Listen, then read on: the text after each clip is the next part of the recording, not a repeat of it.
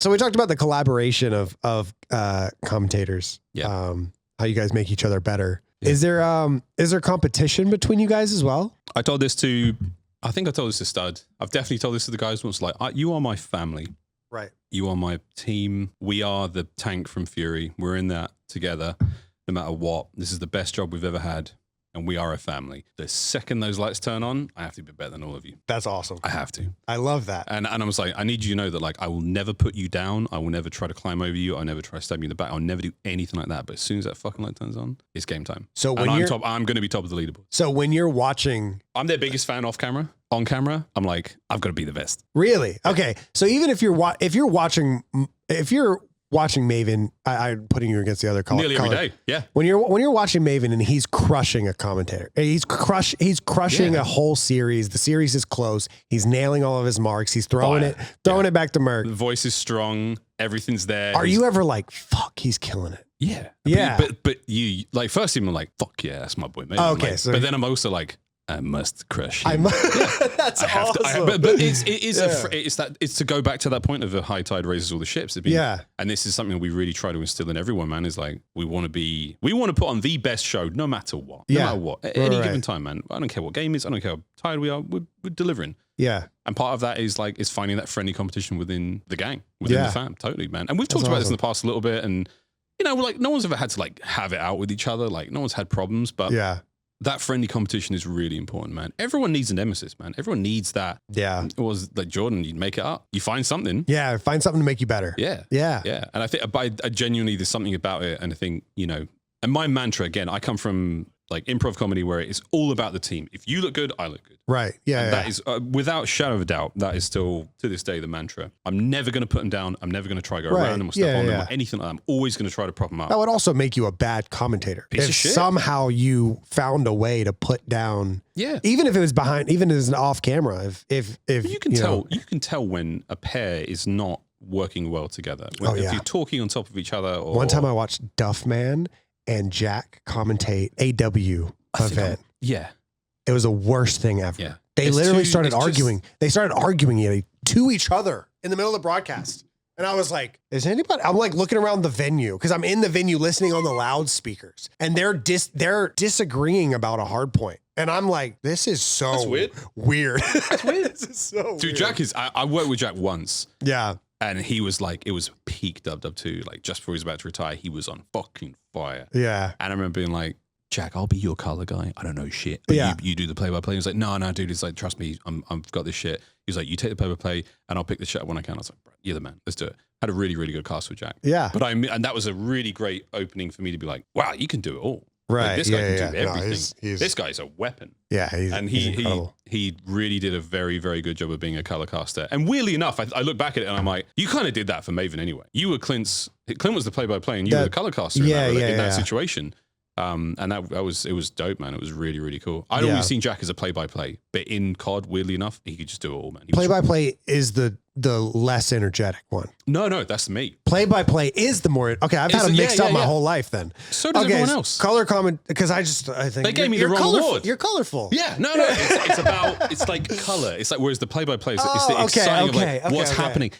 You're so right. And this is something that does come up all the time. It sounds like play-by-play would be dissecting the plays. Yes, but it is what's happening by play. It's what's happening in a play-by-play moment. Or some people use the term analyst instead of color cast or color commentator. Okay, we'll do analyst. I got called an analyst the other day, and I was like, "What crack, sweetheart, are you on? And how good must that be?" We get little. There's badges. The shouty guy and the quiet guy. Shouty guy, quiet guy. You're the shouty guy. Yeah.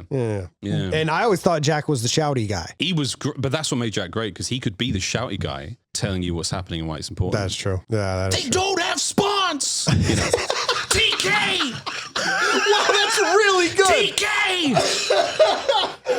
That is Jack's fucking hands good. were always going. They were always going. That's fucking good. But that dude, he could still do that. 13 seconds on the clock! And it was like, what? Holy shit, like, he's right. And that drew me in. And dude, I learned a lot from Jack, though, in that regard. That World War II year, we had a chat in a bar at the end of the season, and he was like, we gave each other, like, a little thing. I was just still the random dude working the events, and he gave me some flowers, and I was like, thanks, man. Thanks. I never even realized I was doing that, but thank you. Yeah. And well, we were just jacking each other off in a bar. Yeah. Just two dudes. Just two dudes, just absolutely rubber dug tugging, and some Sam Smith jacking each other off. Yeah, in a public place.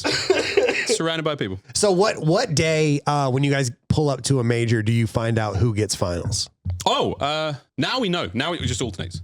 It's just back and forth. Okay. Yeah. Oh, okay. Yeah. I thought somebody chose. There's a hat. There's the sorting hat, but for the finals. And it also looks like a pointy scrotum. I was supposed to say very British of you. Yeah, and it's like Major 2. Maven and Mac. That is so and I'm funny. like, oh damn, I gotta get an early flight then. Yeah. No. Okay, so you know the whole season. We have this thing called the CDL hub, right? Mm-hmm. And we check the hub every day. And the hub. So do I.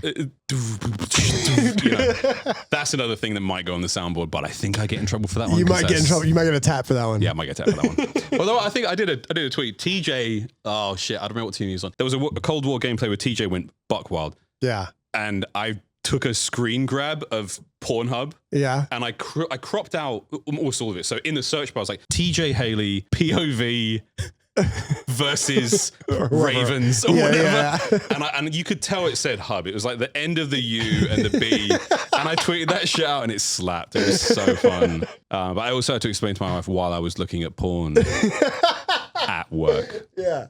And I was like, oh, it's for a meme. No, it's TJ. Yeah. Wait, hold on.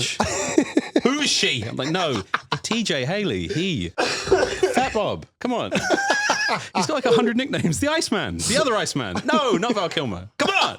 Honey, lock in. She's been watching this for so long, she still has no idea. She couldn't care less, and I love her for that. Yeah. She could not care less. She could not give a shit. I'm like, babe, Optic, 0-18. She's like, fuck off. She was like, oh, this is not a big deal, is it? Meanwhile, I'm like, no. Oh. No, honey, this is a big deal. No, it's not a big deal at all. This has never happened. She's like, okay, sure. I love her, man. But no, gosh, what else was something? The hub. Sorry, back to the hub. Yeah. Wow, funny how that wiped our brains. The hub is essentially the sort of like guidebook of every series we have, nearly every series. Okay. And we have our schedule put in there way in advance. So we can really go like, oh, cool, who's getting the first online qualifier when we get back? Okay. We basically know now. And it just sort of depends on which way the match is for. But yeah, there is basically like a lineup. Yeah. And the games fill the gaps. Like the cast has got those moments. Oh, okay. And now we're even, I'm on the desk for the first two segments, the starting segments on Thursday and Friday. And we just know now. So we can really, it helps so much, man, because we can prepare. Yeah. Instead of just being like in the MLG days where it was like, Miles, you're going to Bravo now. I'm like, yeah, I am. And I just run across the venue. And then just like, so I'm like, ladies and gentlemen, welcome back. Elevate versus VVV. Yeah. And you're like, what? Who the fuck are on Gen these G teams? Orange. Take it on. yeah, like straight up, I mean, or like, no, what is it called? GG, fuck, what are they called? You know what I'm talking about? Someone's got me covered here. The Infinite guys? GGE Orange or something. No, GGEA? It was like GG. Oh, forget it. I've had two of these now. It's fine. No, I think I know what you know what he's talking about? The Infinite company. There was like two teams. They had two colored. That TP worked for. Teep was like a coach. It was like a no?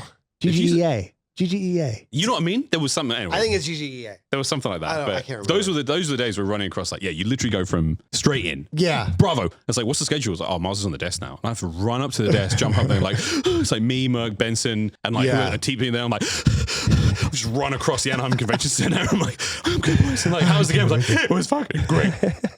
And they give me a minute. I'm holding the cough button, just like, fucking hell. And teams there like, all these teams got to make sure. I'm like, fuck, dude, it was insane. But now we have all that laid out. We know, and we can really prepare. We have to wait occasionally for like, what are the matches or who has that one. Yeah. But it's cool. It's cool being able to prepare, man. Love being prepared. Love that, man. I mean, don't get me wrong. You shove a mic in our face, we're going to figure it out. Yeah. But it's just so much nicer when we can come into it. Because now we can come into it with like, all right, let's get some stats ready for that series. We talked to Easy Mac. Chances like, hey, man, I really want to look at, like for the last time Minnesota played FaZe. This is some deep inside baseball shit, but I don't care. I've had drinks. Yeah. Chance will talk to Easy Mac and be like, I want to know how Estrios performed against FaZe in every year. And he's like, can we collate that information? And he'll go through this like insane stats database. And he was like, Estrios had the best KD against FaZe consistently. And the best it's been is like a 1.02, which ain't great because obviously FaZe are really good. But as an individual, he's always performed. And Charles like, that's the story. So straight away we come into that. We come into that game with like, that's the kind of shit that I think fans take take for granted. You don't know. Like, of course, I think there's a facade that thinks that you and Chance are sitting there in Lazy Boys getting groomed, getting your nails done. Somebody comes up, gives you a slip of paper, that says Estriel 1.02. My liege. Yeah. Estriel 1.02 verse phase. And you're like, okay, that's what we'll talk about then. But no, you guys are in the weeds. Well, he's in the weeds. He's in the weeds. Yeah, I watch Star Wars.